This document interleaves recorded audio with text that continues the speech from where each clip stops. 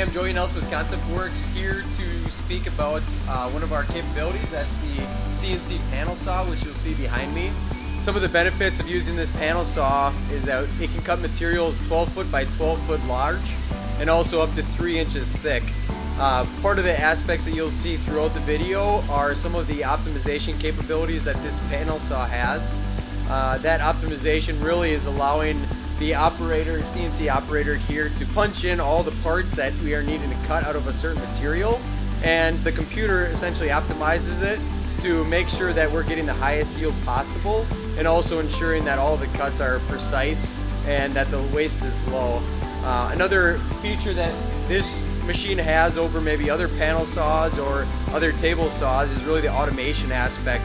So you'll be able to see once the CNC operator optimizes the sheets inside of the computer, then they'll be able to press the go button and essentially the sheets are pulled in to the panel saw, and the panel saw then does the work beyond that. It's going to cut all the parts that were optimized and also push the parts out for the CNC operator to grab and stack so we can move on to the next project. So I hope you enjoy.